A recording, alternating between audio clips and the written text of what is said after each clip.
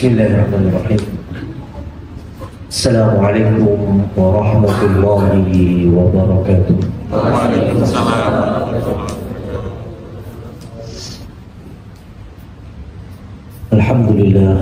Alhamdulillahi wa kafa.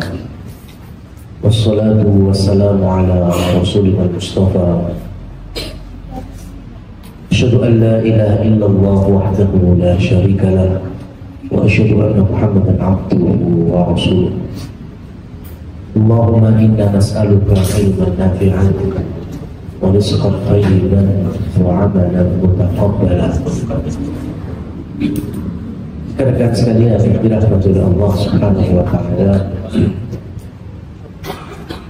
kita awali dengan bersyukur kepada Allah atas nikmat karunia dari berbagai macam jenis, baik yang kita sadari maupun yang belum kita sadari.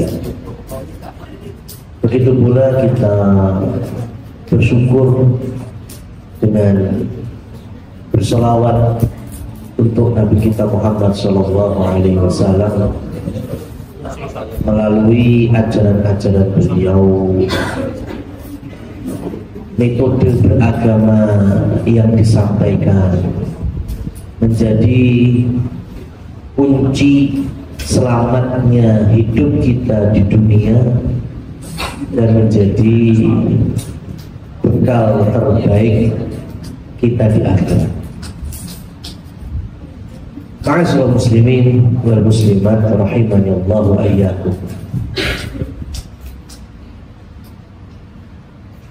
Saya buka kajian pada pagi hari ini dengan riwayat kelak di akhir zaman.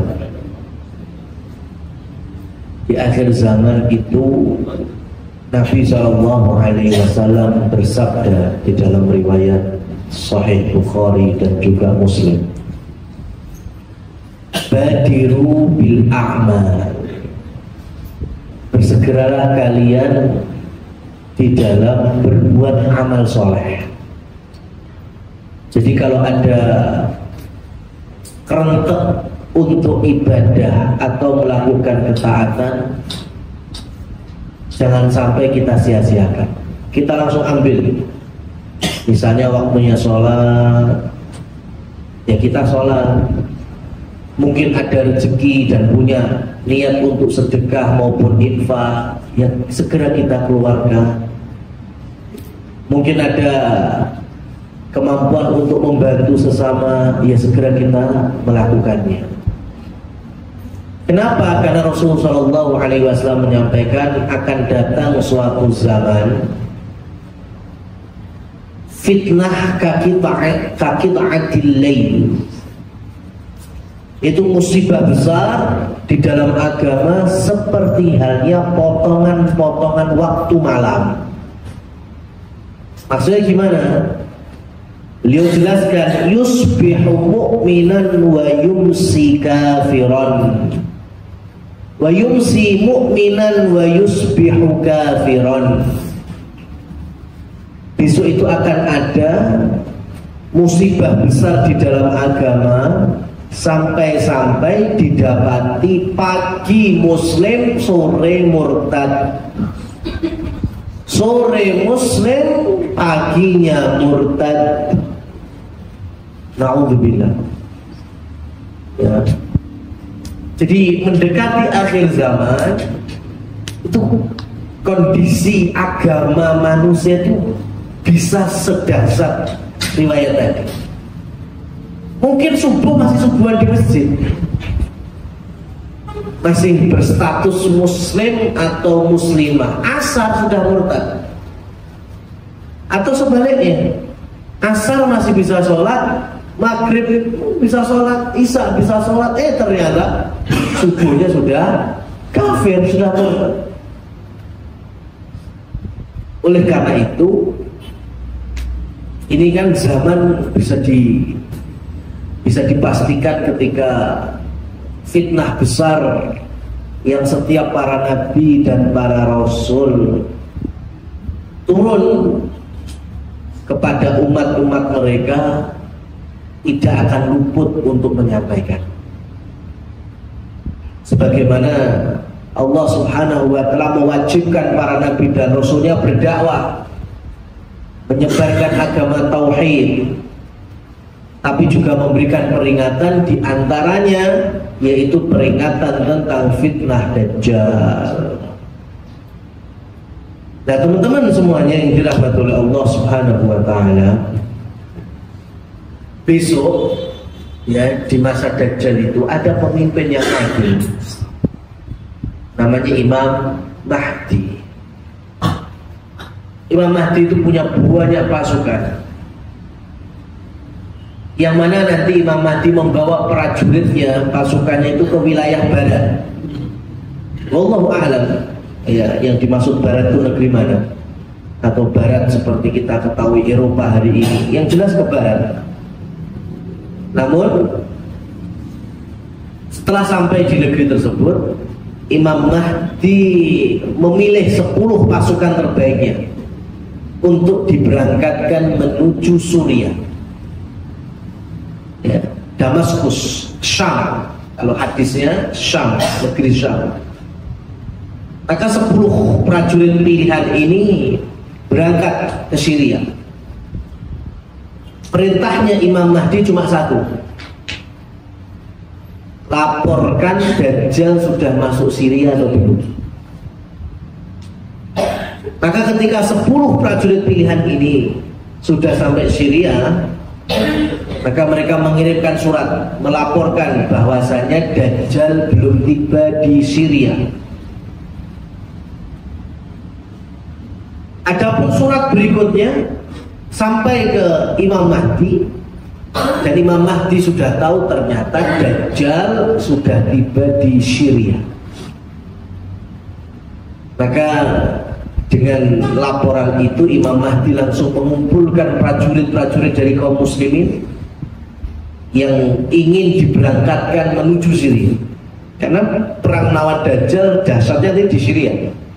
Ya, karena nanti kaum muslimin bersama Imam Mahdi membela agama ini dengan pasukan terbesarnya di bawah kepemimpinan Nabi Isa alaihissalam. Tapi sebelum diberangkatkan, Imam Mahdi meminta prajurit kaum muslimin, mujahidnya, jadi laki-laki, supaya pulang ke rumah masing-masing. Jadi sebelum berangkat ke Syria, muslimin yang datang dari mana penjuru-penjuru wilayah itu diminta untuk pulang ke rumah masing-masing. Baru nantinya kumpul lagi, berangkat bareng-bareng ke Damaskus, ke Syria. Pertanyaannya, ngapain kok suruh pulang?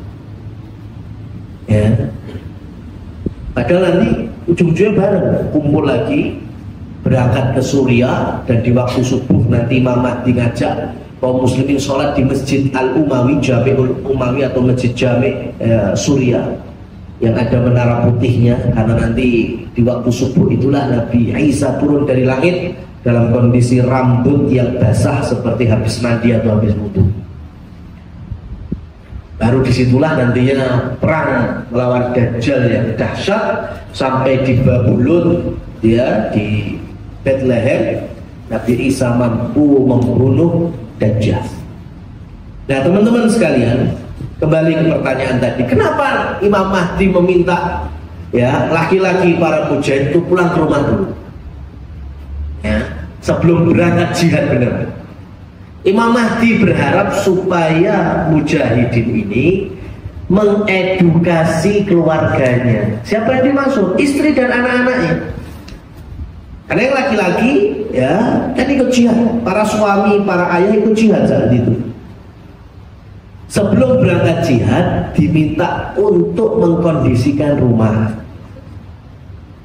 Ngapain? Ya berdakwah, mengedukasi, mendidik keluarganya bahwa telah datang fitnah terbesar, yaitu Dajjal. Jangan sampai bapak-bapak para suami ini perang lawan Dajjal malah luput, keluarganya masuk godaannya Dajjal. Jangan sampai ini yang laki-lakinya ya ada di belakang Nabi Isa, di belakang Imam Mahdi, tetapi istri dan putri-putrinya malah membela Dajjal. Maka ini catatannya, ya, yang ingin kami sampaikan hari ini, bahwa sekelas Imam Mahdi yang memimpin kaum muslimin, ya, barengan dengan Nabi Isa nantinya, itu tidak melupakan keluarga. Karena keluarga itu pada hakikatnya tameng, perisai. Ya. Di dalam kamus bahasa Arab, ya, di antara ulama bahasa Arab itu ada yang bernama Ibnul Manqur. Keluarga dalam bahasa Arab itu sebutannya usrah. Ya, usrah. Dan usrah itu punya makna dir'ul hasinah. Dir'ul hasinah artinya baju perang, baju besi, tameng, perisai. Kenapa kok keluarga bermakna tersebut? Karena pada akhirnya keluarga itu memang menjadi tameng, menjadi perisai, bahkan mungkin tameng terakhir. Cobalah kita ada masalah sebesar apapun, ya, rata-rata, ya, ujung tombak, ya, dari semua permasalahan kita yang mau nerima siapa? Ya keluarga. Yang bisa menyelesaikan, menengahi, ya keluarga. Apalagi berkaitan dengan agama. Di dalam ayat Allah juga menyebutkan inna khalaqnahum wa syaddadna asrahum. Kamilah yang menciptakan manusia dan kamilah yang menciptakan persendian-persendian mereka, menguatkan persendian-persendian manusia. Persendian itu bahasa Arabnya asrah, dan satu akar kata dengan usrah. Jadi keluarga itu satu akar kata dengan persendian. Tahu persendian dalam tubuh kita ini? Apa fungsinya persendian, ya, dalam tubuh kita itu apa? Ada yang tahu nggak? Fungsi persendian itu kita supaya kita ini stabil di dalam bergerak, ya kan? Persendian itu kan begitu, dengkul, sikut, ya. Nah, dengan ada persendian kita gerak lancar. Nah, di antara penyakit persendian itu apa? Mulai geraknya mulai nggak lancar kan? Nggak enak kan? Apa penyakit persendian? Asam urat, rematik, ya kan? Coba orang kalau sudah punya asam urat, rematik, itu magernya tingkat tinggi. Ya, dijak jalan-jalan, gerak, susah. Karena dia merasa sakit. Kenapa? Karena sendinya nggak normal. Maka keluarga yang persendiannya nggak normal, persendian ini berarti personality di keluarga itu, ya, ada mungkin suami, istri, anak-anak. Ini masih keluarga kecil, apalagi keluarga besar.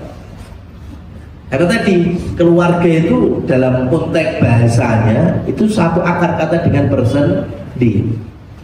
Maka keluarga yang lagi sakit persendiannya mesti sama diajak gerak untuk ibadah yuangnya. Coba ada suami yang soleh, istri yang belum soleh, itu nggak stabil persendiannya karena nggak sehat. Atau sebaliknya, istri yang soleha, suami yang belum soleh, itu juga diajak baik bareng-bareng susah. Oleh karena itu, ketika agama ini meminta, contohnya yang laki-laki, Allah Subhanahu wa ta'ala memotret idealnya laki-laki itu menjadi suami, menjadi kepala rumah tangga itu cuma dalam satu ayat. Itu ringkesnya itu cuma satu ayat, yaitu di dalam Quran surat An-Nisa ayat 34 itu, ar-rijal qawwamuna 'alan nisa. laki-laki itu memang diberikan oleh Allah qawwam. Nah, qawwam ini yang menjadi banyak tafsirannya.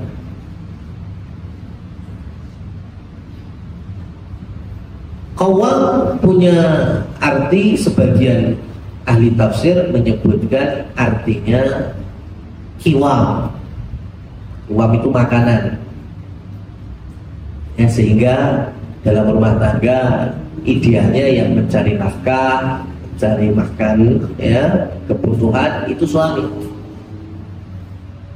Qawwam juga bermakna kiwamidabah, kaki-kaki kendaraan darat. Dari sini kemudian kiwam juga bermakna pilar-pilar besar yang mengokohkan bangunan di atasnya. Jadi mengamanah menjadi suami, menjadi ayah itu memang dalam ayat ini memang harus kokoh. Kokoh apanya? Kokoh dalam hal kepemimpinannya. Karena qawwam juga dimaknai pemimpin. Ya, namanya pemimpin berarti kan harus punya sifat keadilan. Bisa menimbang mana yang manfaat, mana yang madharat, menjauhi perkara yang zalim. Terkadang pemimpin juga bermakna qadhi, hakim. Hakim harus juga punya sifat apa? Adil. Ya, namanya hakim, adil itu udah nggak bisa ditawar-tawar. Hakim, penengah, wasit harus adil. Saya nggak berbicara wasit Bahrain Indonesia, saya nggak bicara itu. Ya, tapi sifat ya adil itu nggak bisa ditawar-tawar.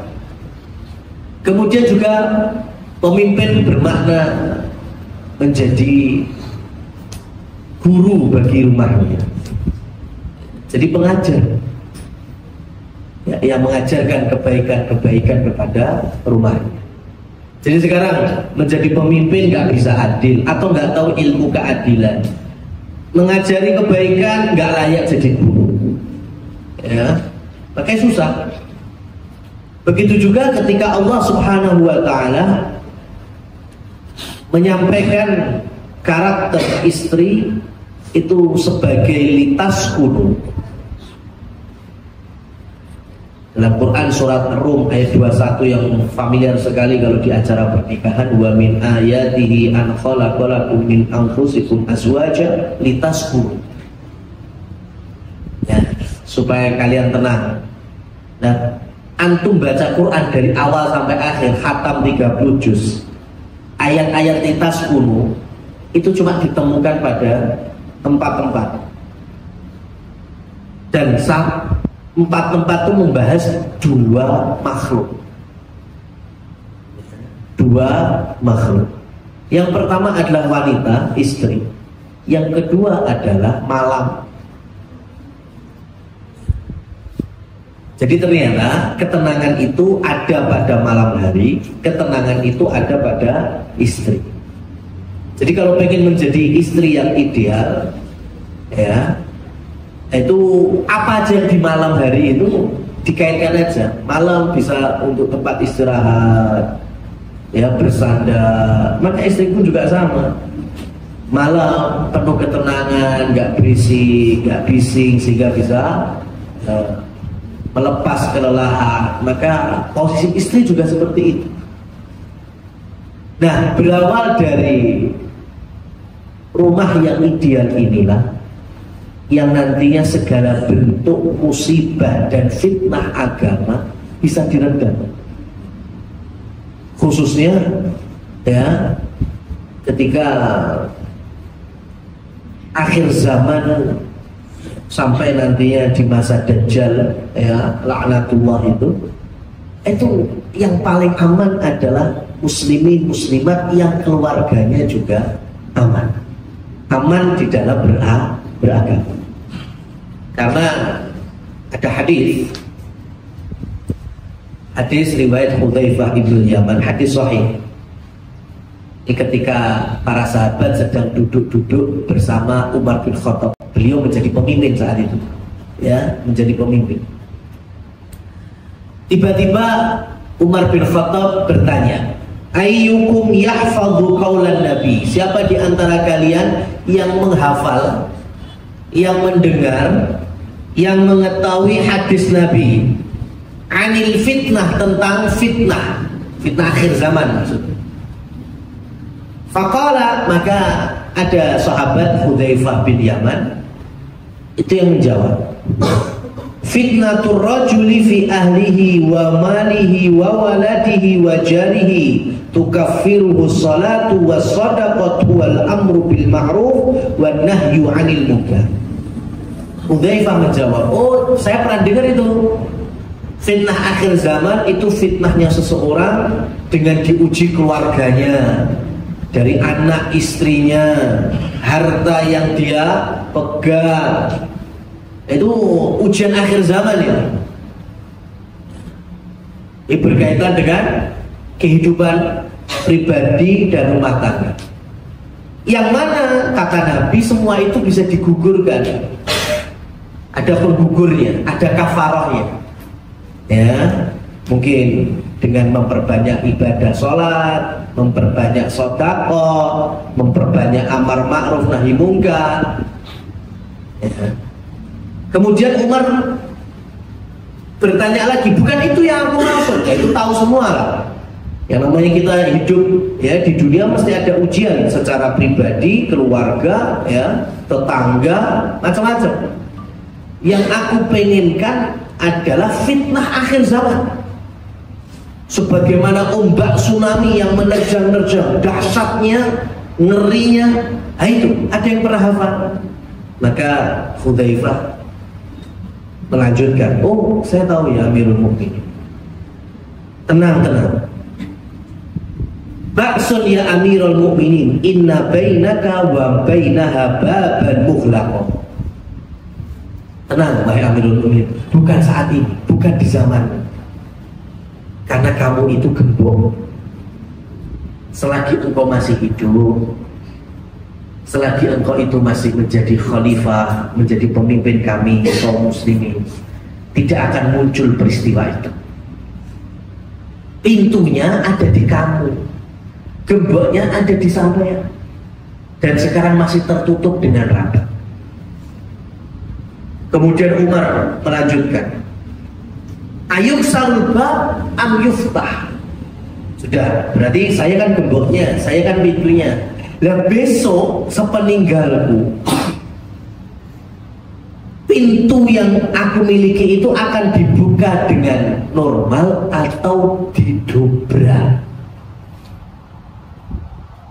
Dibuka dengan normal pakai kunci atau dirusak? Jawabnya Hudzaifah, bal yuksar, didobrak wahai Amirul Mukminin, dirusak. Oh gitu. Berarti sepeninggalnya Umar bin Khattab radhiyallahu anhu, maka betul fitnah akhir zaman itu mulai berdatangan satu persatu.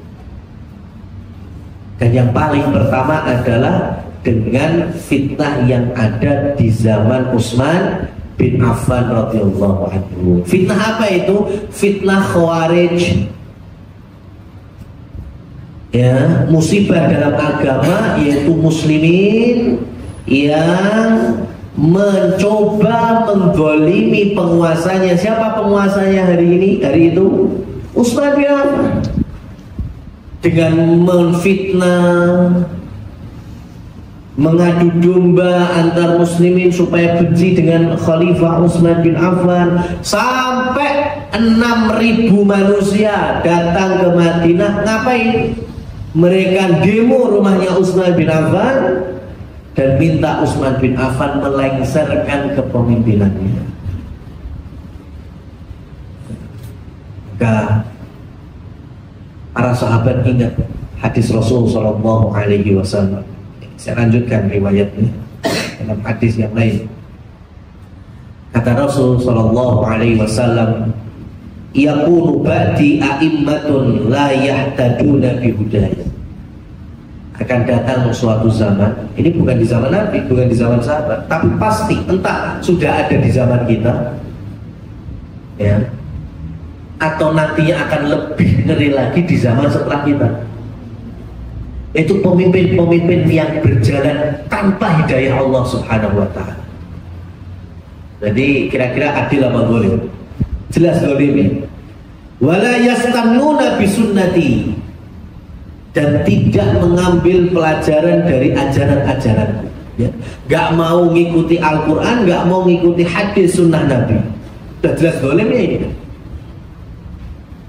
Wa sayaqumu fihim rijalun qulubuhum qulubus syayatin. Maka mereka akan menjadi pemimpin-pemimpin yang hatinya hati setan, hati iblis. Kurang kasar apa Nabi memberikan contoh? Hatinya hati iblis fi jusmani ins, dalam tubuh manusia. Bahasa kita, manusia berhati, iblis atau setan dalam wujud manusia. Kurang zalim apa? Maka Hudzaifah bin Yaman bertanya, ya, beliau tidak langsung kita lengserkan aja kayak gitu. Kalau teman pemimpin kayak gitu langsung kita lengserkan aja. Ya, mesti dapat pahala melawan kezaliman. Mati juga mati syahid. Enggak seperti itu sahabat. Sahabat tanya dulu kepada Rasul. Kaifa asna'u ya Rasulullah in adraktu dzalik? Wahai Nabi, kalau seandainya aku ada di zaman itu, apa sikap aku bagaimana? Nasihati kami ya Rasul. Kalau saya nemu zaman seperti itu, pemimpin yang zalim, ya, pemimpin yang berhati iblis, berwajah manusia, apa yang harus saya lakukan? Faqala, maka Nabi SAW bersabda, tasma' wa tuti' lil amir wa in duriba dhahru wa ukhidha malu fasma' wa ati. Nabi masih ngasih pesan, taati, dengarkan selagi tidak dalam maksiat kepada Allah. Meskipun punggungmu dipukul, hartamu dirampas, dengar dan taatilah. Ini pesan Rasulullah SAW. Nah, rekan-rekan sekalian, saya ingin membawa edukasi bahwa hari ini dan hari-hari yang akan datang, ini hadis Nabi dengan corak yang seperti saya sampaikan, itu bakal terjadi. Ya, tidak ada pemimpin berganti di akhir zaman yang akan lebih baik dari pemimpin sebelumnya, kecuali dengan adanya Imam Mahdi dan Nabi Isa. Ya. Jadi sudah dipastikan pemimpin di akhir zaman itu akan zaman baru lebih buruk dari zaman sebelumnya. Dengan catatan tadi, selagi tidak berjalan di atas koridor aturan Allah dan sunnah Rasul, itu sudah pasti. Maka ketika kita tidak memegang erat pesan Nabi, ya, dengan kita mudah melecehkan, menghina, mencemooh, mendolimi, meskipun kita didolimi.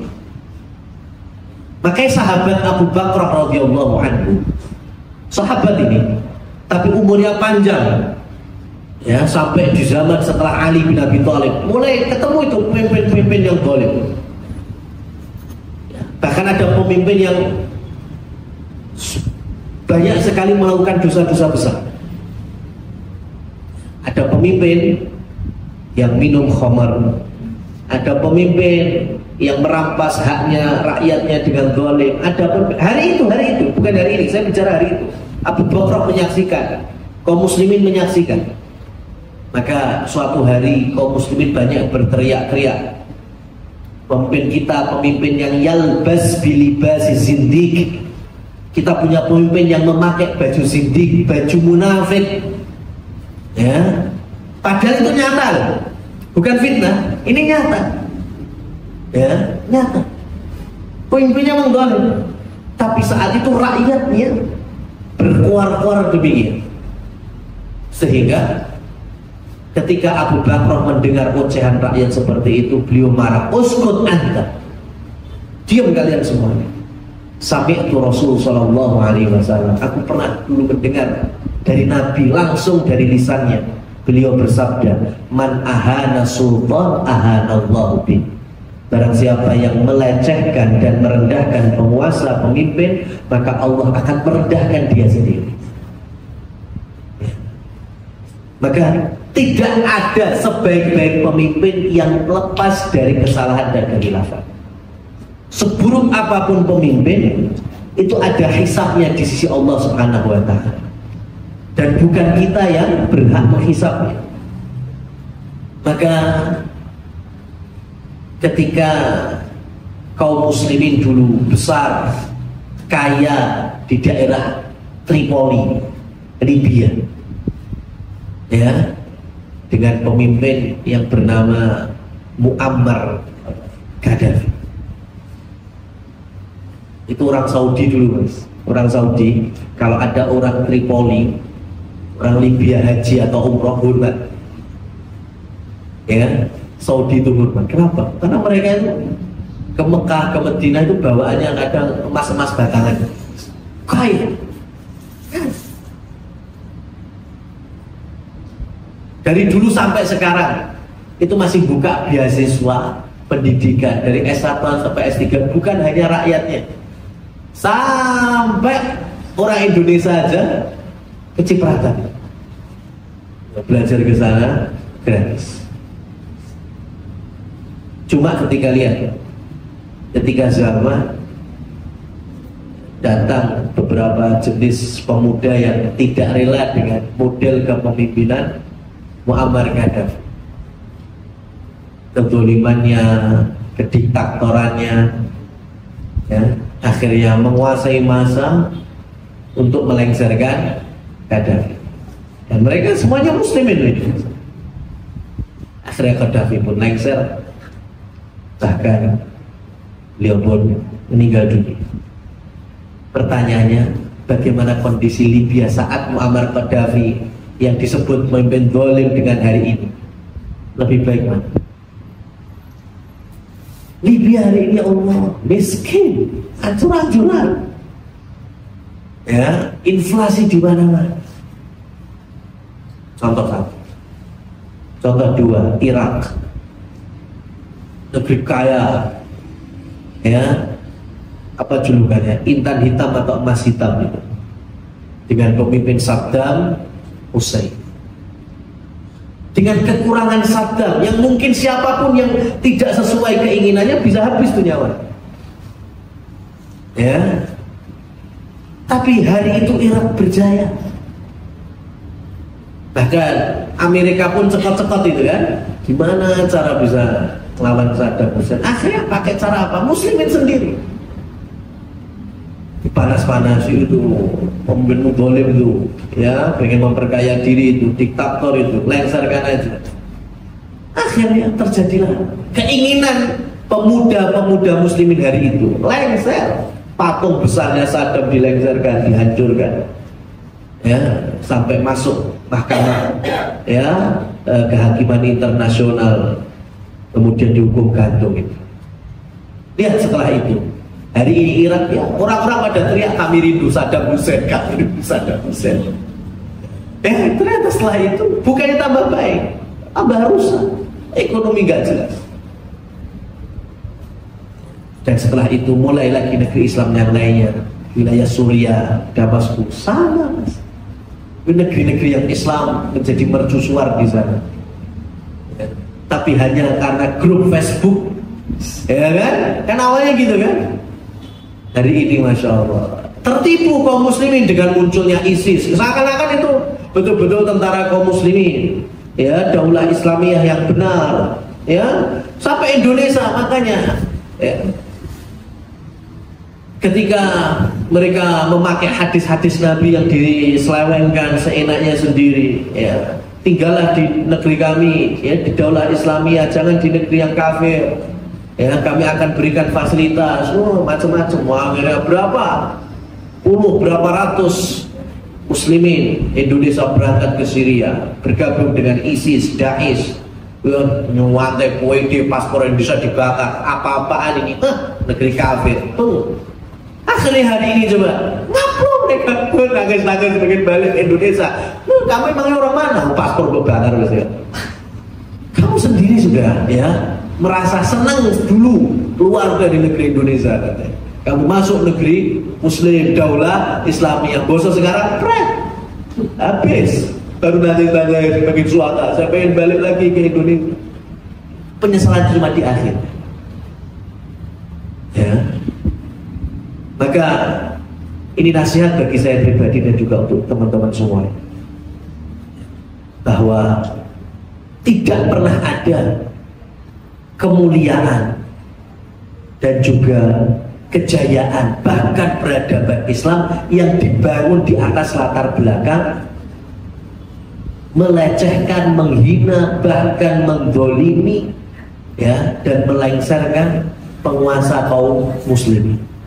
Selagi muslim, sedolim apapun ya, kecuali kalau pemimpinnya kafir, itu jelas ya, itu nanti ada beberapa ya, pembahasan yang lain. Tapi kalau muslim ya, seperti Ali bin Utsman bin Affan tadi, ya Allah, Utsman itu pemimpin, masih mantunya Rasul 2 kali, adil. Tapi bagi orang yang nggak suka tetap aja dapat fitnah.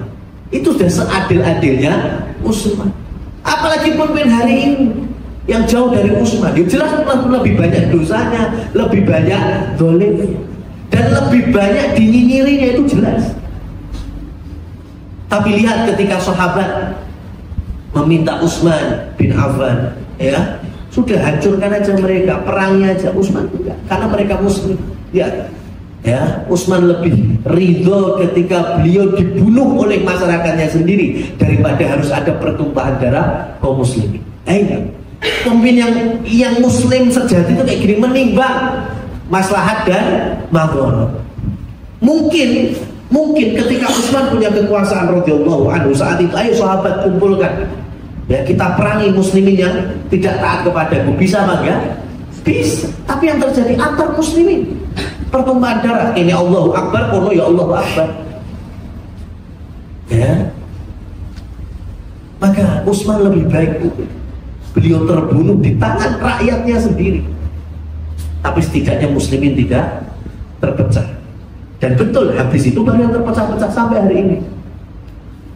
Dan kok malah sekarang gampang sekali dipanas-panasi, ya kan? Antar musliminnya dipanas-panasi.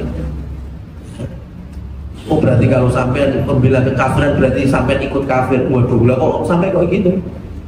Ya, ditimbang maslahat madharatnya. Karena keamanan dan kestabilan keamanan negeri itu diantara doa Nabi kita Ibrahim alaihi salatu wassalam, Rabbi ja'al hadzal balada amina.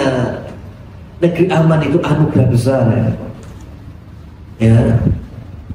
Cobalah kalau nggak mau mikir ego kita sendiri, setidaknya mikirlah anak-anak. Coba negeri yang sedang perang, anak-anak bisa sekolah, anak-anak bisa ngaji TPA, anak-anak bisa bermain dengan layaknya.